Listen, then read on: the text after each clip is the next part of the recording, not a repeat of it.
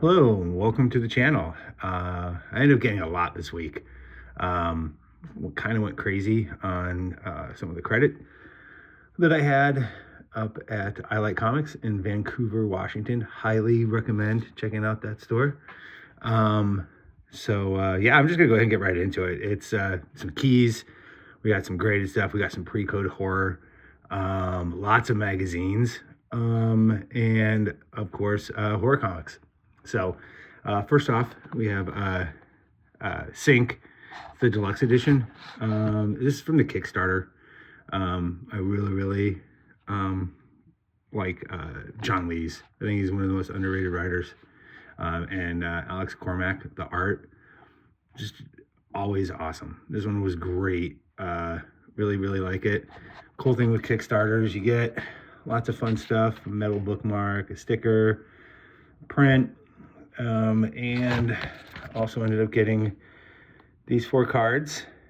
So some more of the characters of the city, and yeah, it's a great series. Highly recommend it. So we got Jungle Gym. All the comics were half off.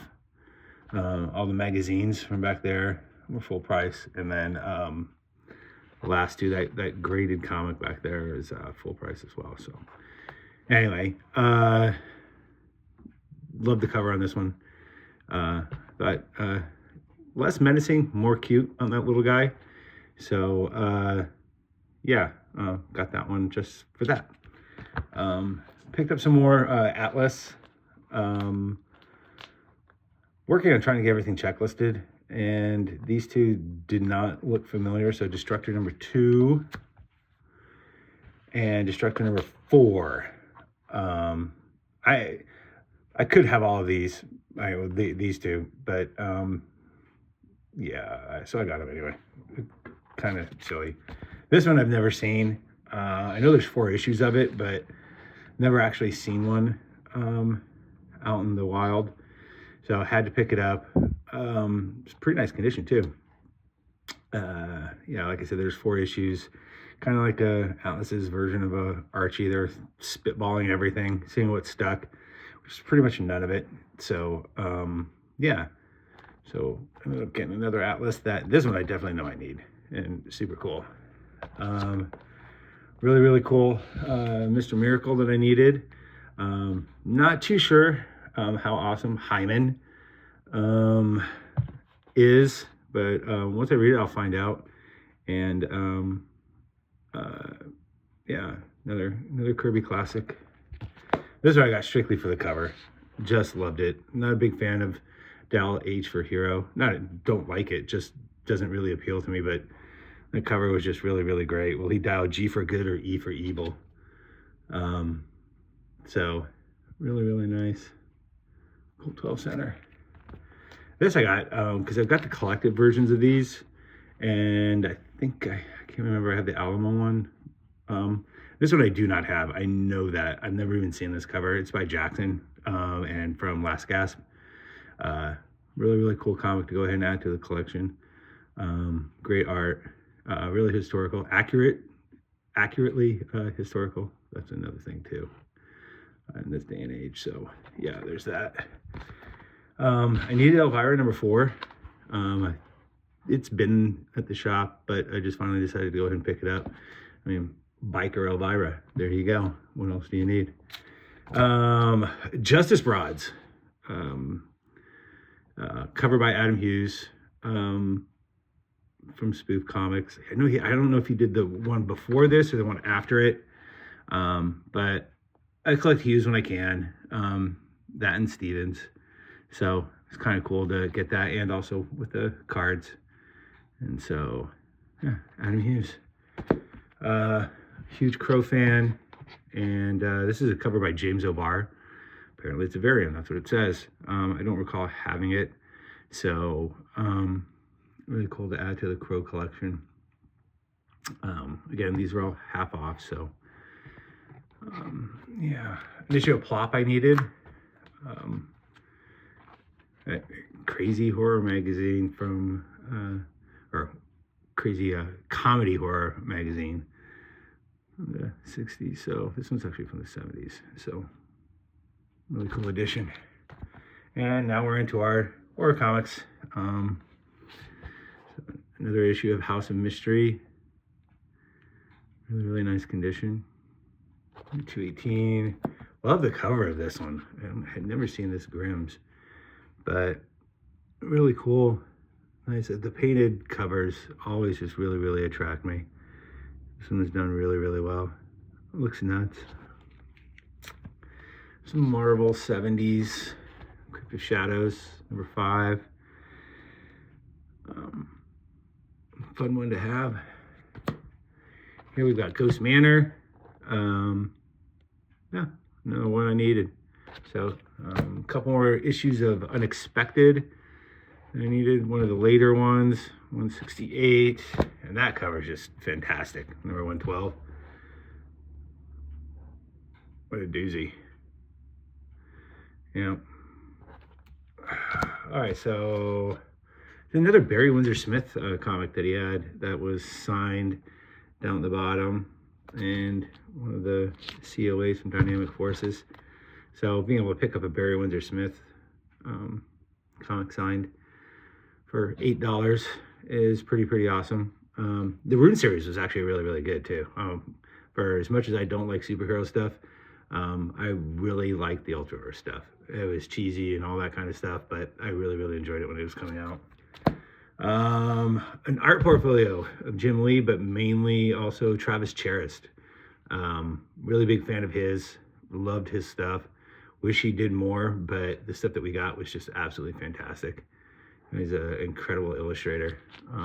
So there's 3 Jim Lee and 3 Travis Charest in there. So I'll have to check those out, see what those are. Got the Rose City Comic Con program, but signed by Eric Powell, and again for $6, yeah, I'll take that. And he's local, so love the goon. Then speaking of Ultraverse, got that. It's signed by Derek Robertson. Kind of hard to see down there, but again, cool for $3. Yeah, like that.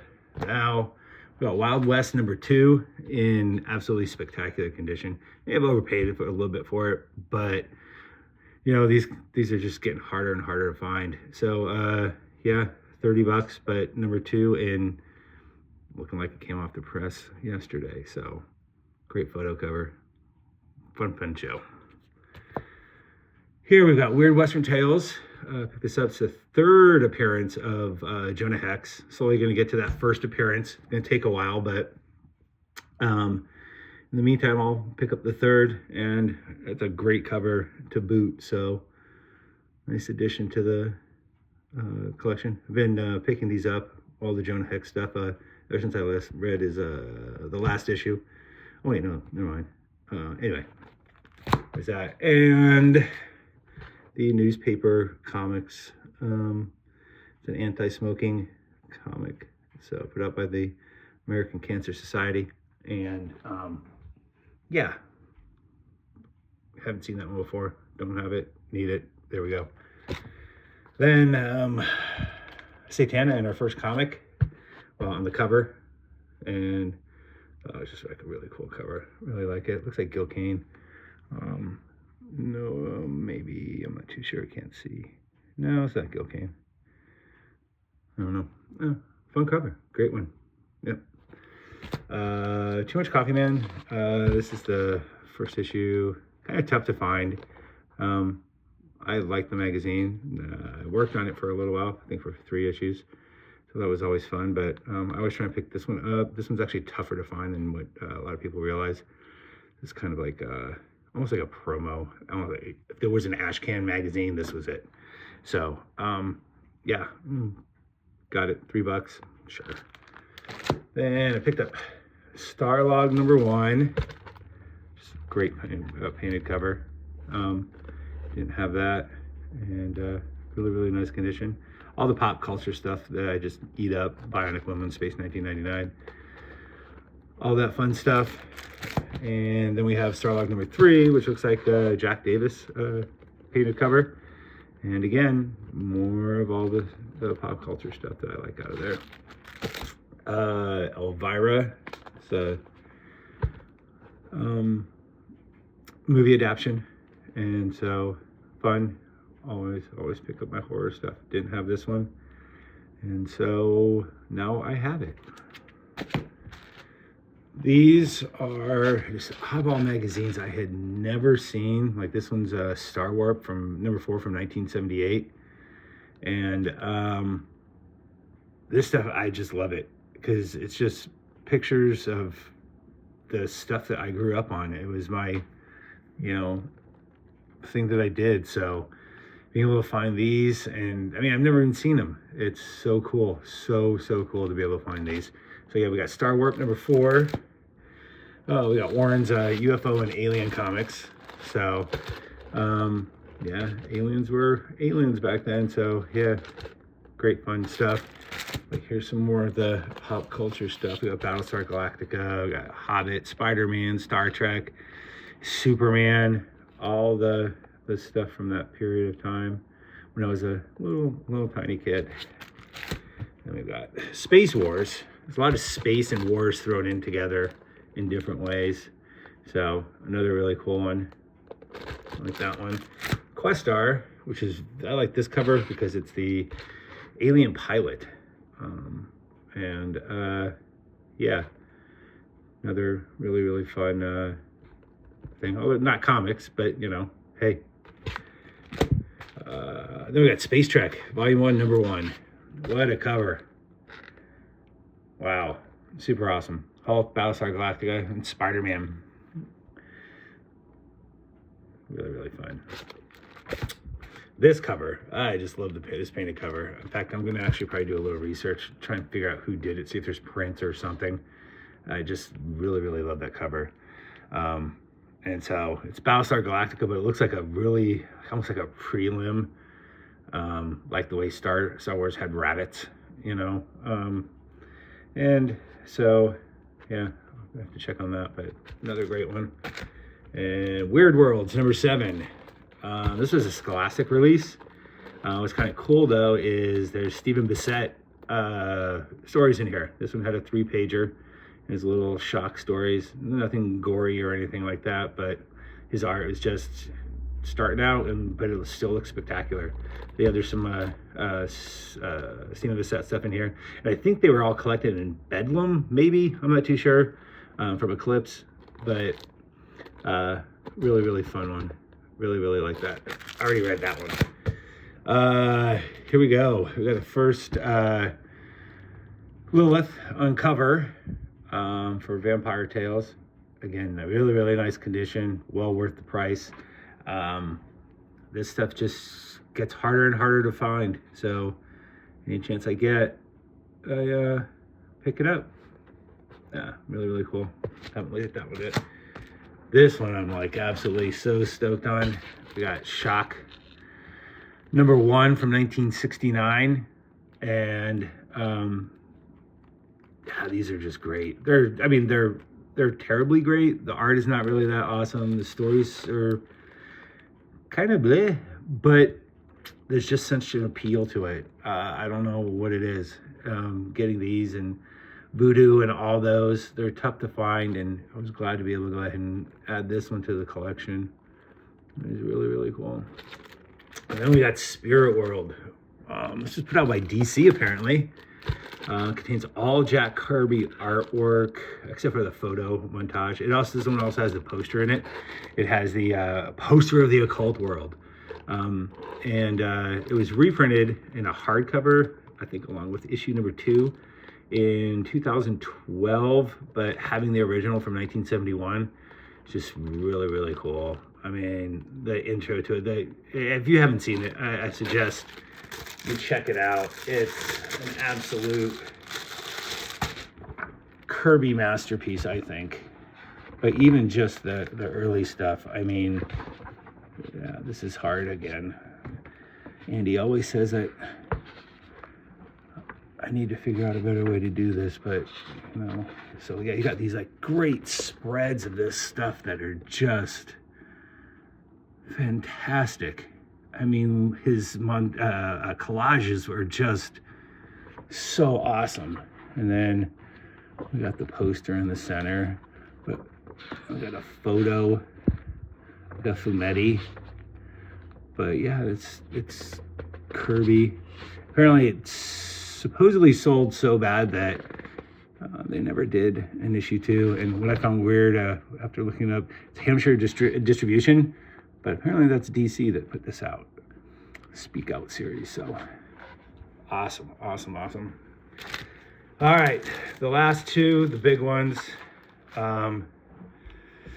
We've got Strange Adventures number 205, which is the first appearance of Deadman, one of the most underrated DC characters. But they've also had some really, I mean, you've had Neil Adams and Kelly Jones do them. So 2 of my favorite artists. And yeah, finally own it. Been wanting to get it for a long time, and it's a lot easier to go ahead and lay down big bucks when it's not coming directly out of your wallet, and it's been for trade. So yeah, spectacular, just love it. So yeah, finally get to add first Deadman to my collection.